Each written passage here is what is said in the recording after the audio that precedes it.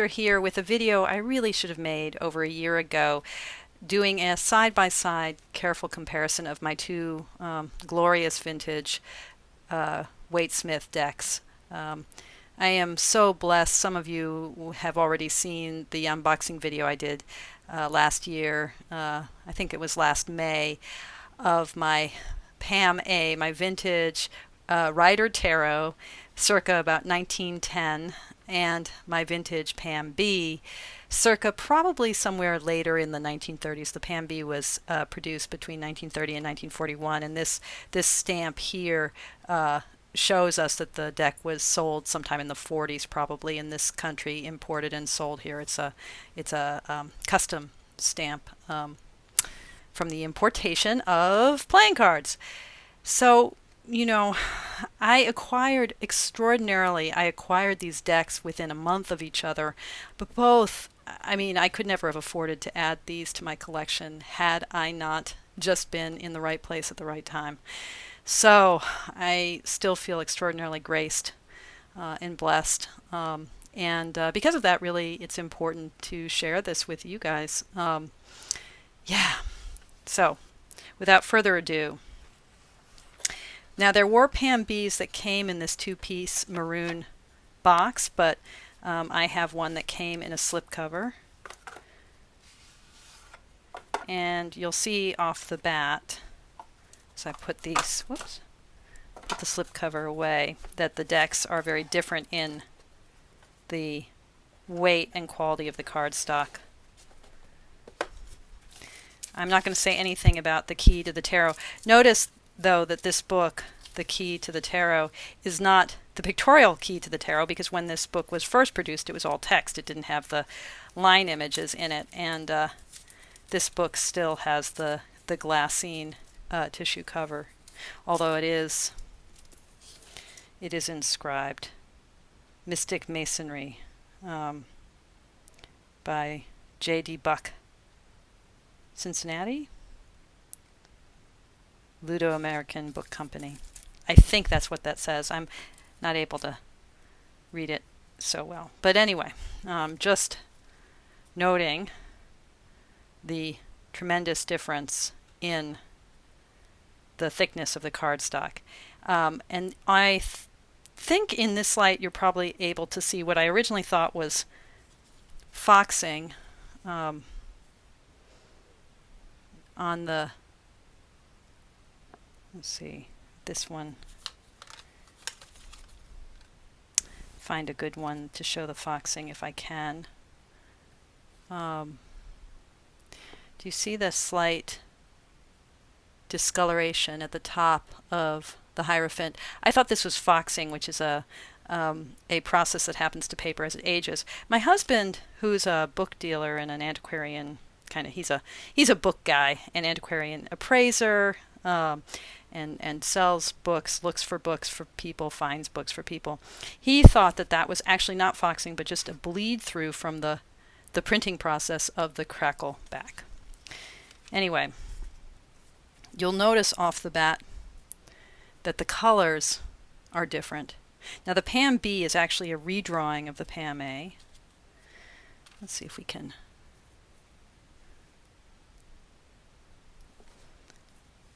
zoom in a little bit. And you'll see some of the differences in the lines. Zoom out just a touch. And also, you'll notice perhaps, you can see it in the way that the texture of the coloration of the Fool's face is made up of dots. And if you see his hand or his knapsack, there's also a different printing process to produce the color blocks. So in the Pam A, we've got that gorgeous cross-hatching all throughout. You see it in his sleeves, you see it in his hands, right? Very different process. So the lines are different, and that's noticeable in a few cards that are the points, the cards that tell us which edition of the deck this is. And you see it you see it in the way that the cards were printed. So let me just go through these. Oops.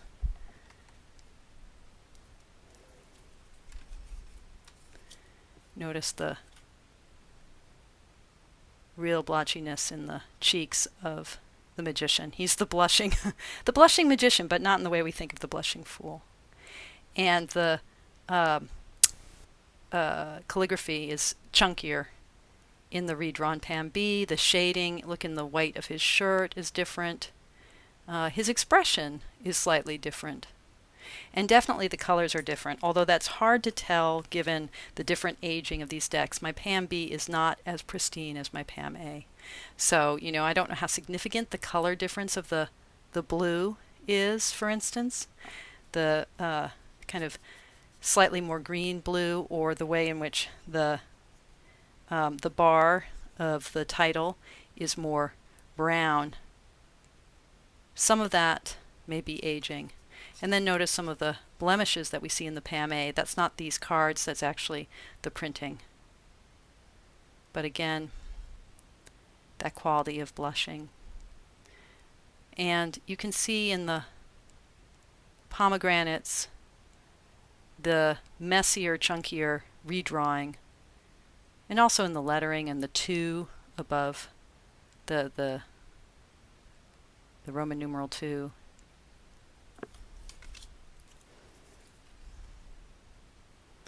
So in this deck, a couple of cards, the Empress and the Emperor, have writing on them. Notice the kind of ghosting around the trees. I'm really struck by the pristine quality of my Pam A. It really is one of the nicest ones. Well, it's the only one I've ever held. And I think it's one of the nicest ones I've seen reproduced. I mean, in the images I've seen. So this says, natural power. What was that say? Natural power or world.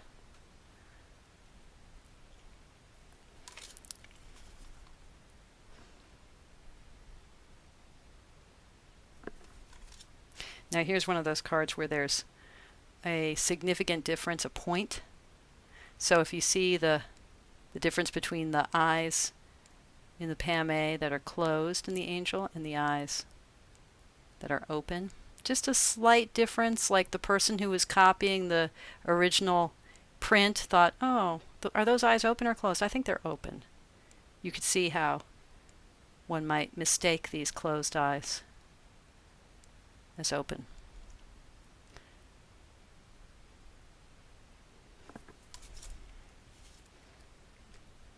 And then there's a blemish on this chariot, which I think is part of the printing process. You know, when I say that the cardstock, we should look at the cracklebacks, the cardstock is much thicker on my Pam A, just to give you a sense of that, the stiffness here versus the flex. But, you know, these are still beautiful cards. I mean, the Pam B is an amazing deck. I'm blessed to have it, you know, let alone a Pam A. You really see the color difference in the hermits, right? And some of you who are fans of Writer Company's original tarot, original writer, the colors are a little bit more in the register that we see in this Pam B. A little bit more toward that green rather than the bright blue. It's actually a gorgeous palette, you know, but it's just not the original. But there is something about the more sepia tone, and actually as I look at it, I'm realizing this isn't aging, this is the actual color. And ooh, look at the Hanged Man. I mean, it's really beautiful, that Pam B coloring. I'm realizing that it's got a little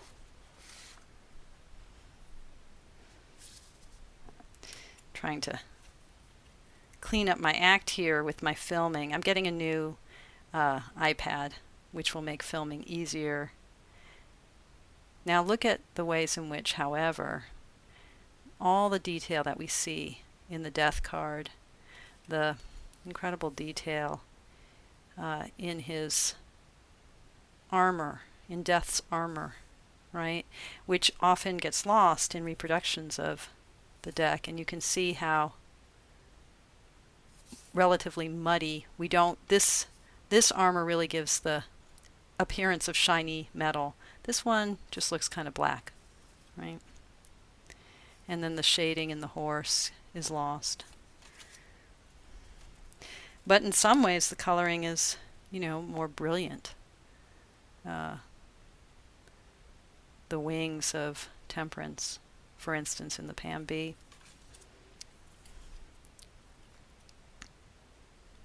And again, the calligraphy is bulkier, chunkier. A lot of decks out there that aren't produced by US Games are facsimiles of the Pam B, because that's not the deck that US Games copyrighted. When they copyrighted in 1971 through Sybil Waite, when they got the authorized version, they were working with a Pam A. So, for instance, I believe that the Radiant Wise Spirit, for instance, or the Dirty Pam, is built off the Pam B. That's how, one of the ways that Llewellyn or Lo Scarabeo, I guess, get around the copyright issue. Wow. Yeah, the palette of the Pam B is surprisingly glorious, actually.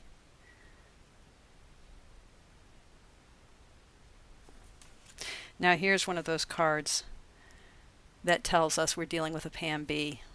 The Sun, which doesn't have this colloquially known as the oh shit squiggle, like Pamela Coleman Smith was drawing squiggly lines and started to draw, a squiggly line here. It's like, oh shit, that's a mistake. So that's been removed. The texturing in the, what do you call this, the standard that the baby is bearing in the flag is gone. And then, whoops, no seeds in that fourth sunflower. And also just the shading in the horse. A lot of detail that's lost.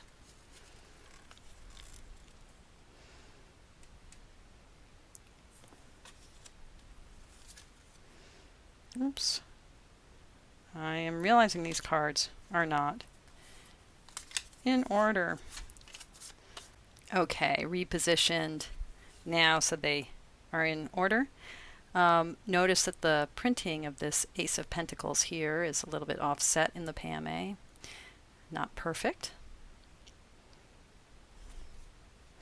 And one, if you look at the mystic glow around the hand in the Pam A, which is very sharp and distinct, and in the Pam B, you can barely see it. Just a suggestion of that divine cloud. But the greens, the green tones in the Pam B are just beautiful, aren't they?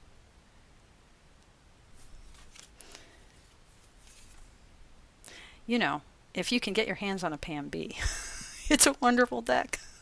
Don't go knocking the Pam B. It's a glorious deck. Oh, look at the difference in the color. Super different color choices, aren't there? Yeah. In the clothing of the artiste standing on high. Yeah. And our miser card. Here I'm liking the grays that are in the background of the Pentacles versus this more dusky taupe.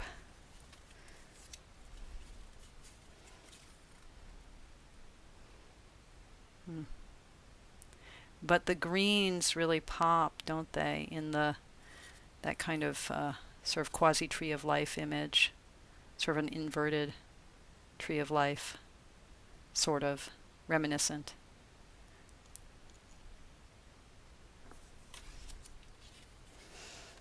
And there's a kind of clunkiness. I don't know if you can really see it, but the pentacles drawn here just seem a little bit more refined. And in general, you know, the drawing is more refined. This nobleman looks a little bit more slender than this one. Is that just my eyes? But again, some differences in, very sharp differences in the coloration. Now people talk a lot about, and I'll pop an image in here. They talk a lot about the different colors of the leaves, the darker and the brighter green leaves in the Seven of Pentacles, and they make a lot of meaning out of that. But in the Pam A, at least in this edition, that is a very subtle difference. I'm not even sure I see it. I see it a little bit like this. This leaf is a little bit darker than this one, but I don't see it in the ways that I've seen it in modern reproductions of the deck. And certainly in the Pam B, the leaves are all the same color of a kind of more vibrant green.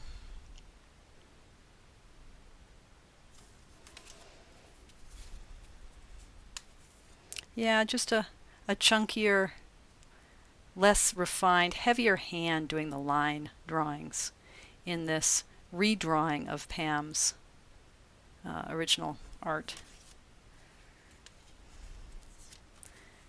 And the yellows, some of the yellows really do seem more orangey in the Pam B. Oh, and then that's a difference. The title bar here is really gray versus white. Yeah, I'm surprised at how many differences there are when you do this side by side. You really see how these early, you know, these early decks diverge, not just in terms of a few key issues like the oh shit squiggle or the missing seeds in the sunflower, but in really crucial things like coloration. Look at the difference in the coloration of the land here.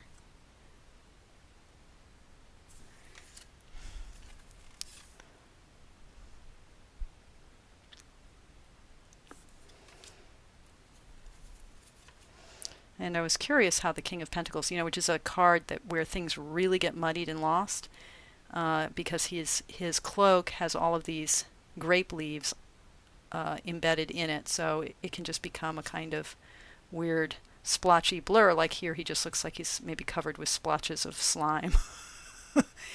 This is not Pamela's best conceived deck. I mean, not deck, image, right? The King of Pentacles. It's not her best conceived image, I don't think. It's really hard to read. And again, we're seeing the same, like the very obvious spirit effect around the hand, and then it's mostly absent. I can see it. I wonder if you can. Yeah, you can sort of see it there. Just the faintest of lines.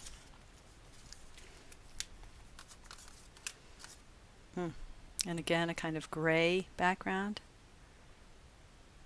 Yeah. As opposed to the more taupey. Here the background is really similar, but the green in the cloak is really different. Interesting. You know how we often refer to the artist behind this deck as Pixie.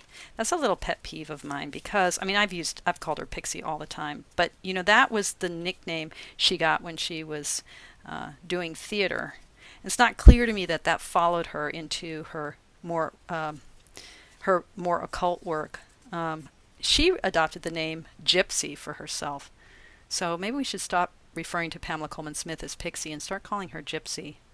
I think that was the name she chose for herself. Wow, look at how different this card is. That blue sky versus the green sky. Yeah, here's another one where I kind of prefer the coloring of the Pam B.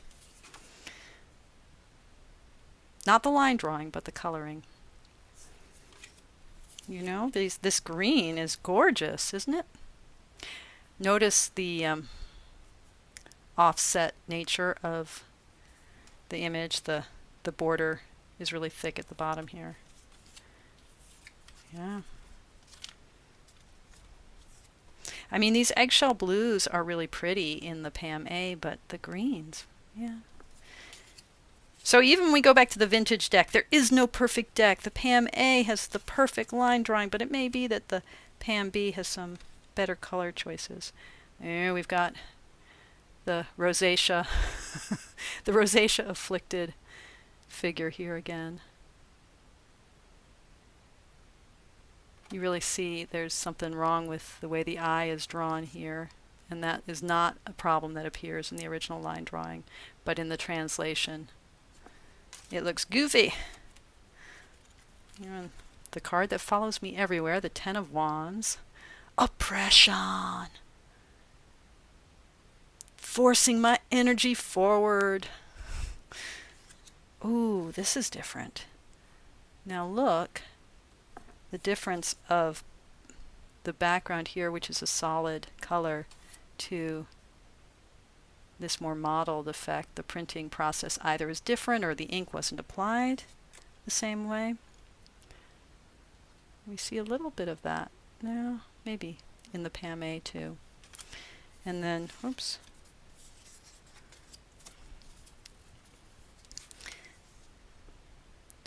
Yeah, you can see some defects in the printing here. Knight of Wands.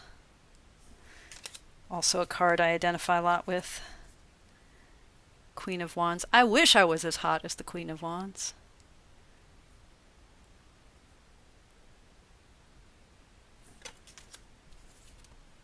And here too, sort of defects with the printing.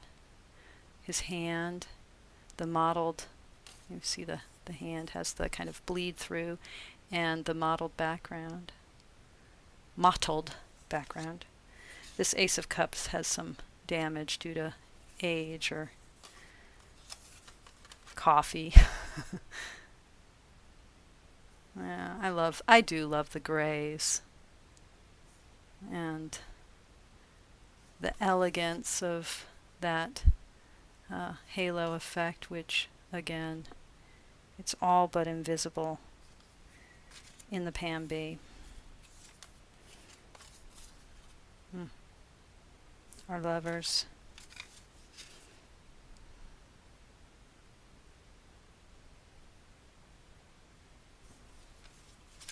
Wait a sec. Her face is really redrawn quite differently, isn't it? Yeah. And the wastrel in the Pam B, his hair is catawampus. He's really got a, he's like much more of a beatnik. Get a job. Get a job, Four of Cups.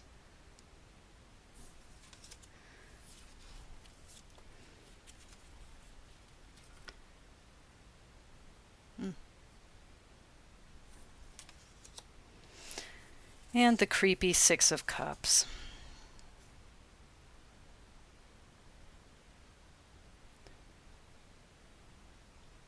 It's creepy in both versions. Oh, I like the greens though in the 7 and 8. Yeah, that green, it's a winner.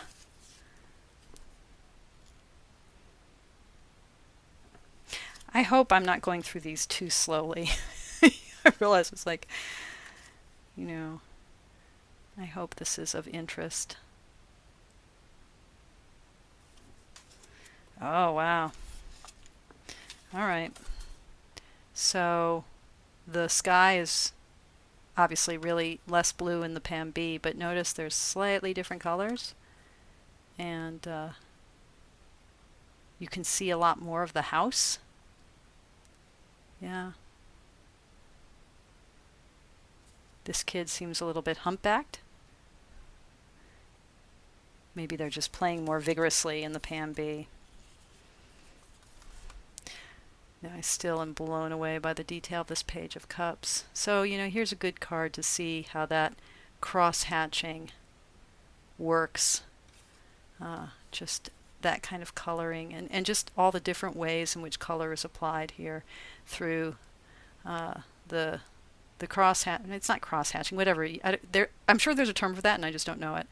But, you know, the solid block, the use of lines. And we have some of that here, but it's pretty blotchy.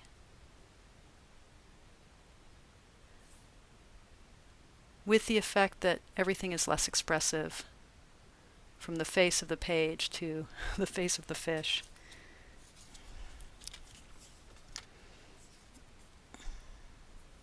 Now, you know, there's a famous defect in the Knight of Cups, which some reproduction decks have really had a problem with. If you rely on a computer to color in your line drawings, there's not a line under the horse's belly there. The gray ink is applied correctly, but there's no line to delineate it, and yet it doesn't really pose a problem as much as it does in this version, where the horse and the sky blend together and we just have sort of this weird gap. It's interesting. Here, yeah. What's about that? You know, what's going on here with the gap in the coloring? They just missed a card. The detail in the Queen of Cups. It's just beautiful. You know, the things that often look like claws, when you see the more detailed reproduction of Pamela's imagery, of Gypsy's imagery, you realize, oh yeah, these are angels with wings. They're not claws on a little robot cup or something.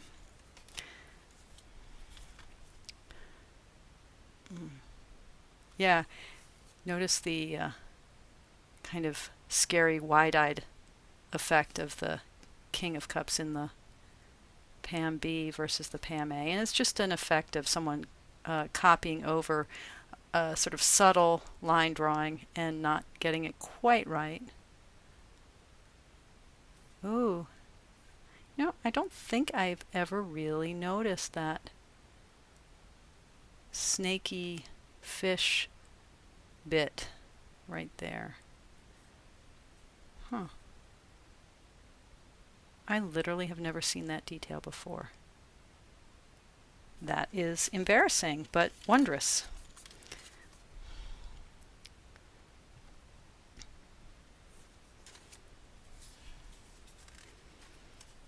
Yeah, I think the Rider original tarot must have used a Pam B for its model with the colors. I'll have to look at my copy of that deck, and maybe I'll do a comparison video, not tonight, but soon.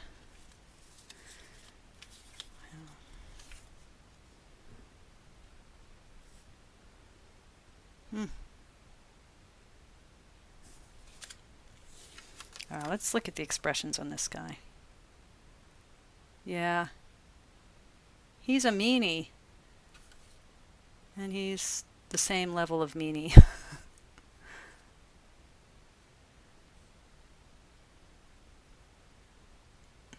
In some ways, somehow I think the Pam B receding figures are a little bit more expressive. I don't know if I'm... Like the curve of his back is a little bit more dejected, and something about... I don't know, something about the hair showing him sort of more turned toward this guy. Am I just imagining that? The Pam B figures seem just slightly more expressive. Here's another card that has some aging or damage. Wow, look, the shading in the Pam B is really different in her cloak, isn't it? And of course the coloring is really different. This washed out effect here too. And another one in which the yellow is much more orange. Detail sort of washed out in the camps.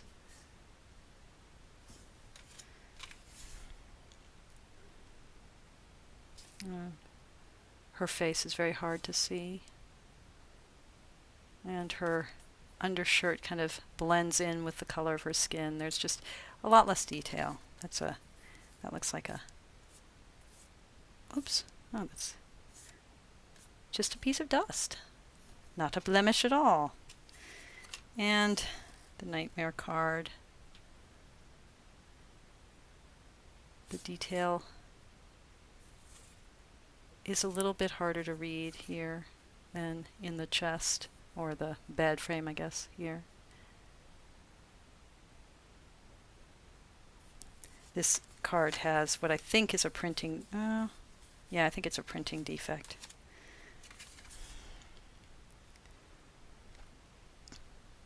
Very similar cards, slight coloration difference.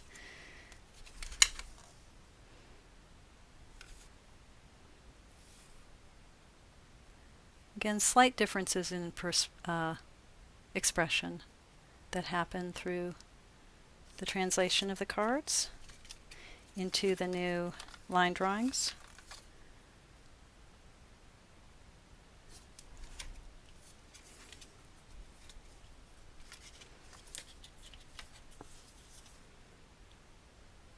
Our Lady, the Queen of Swords. I'm looking at this Victorian mourning knot, one of the signs that she is a widow, that traditional reading of the the Queen of Swords. Again, the kind of rosacea queen.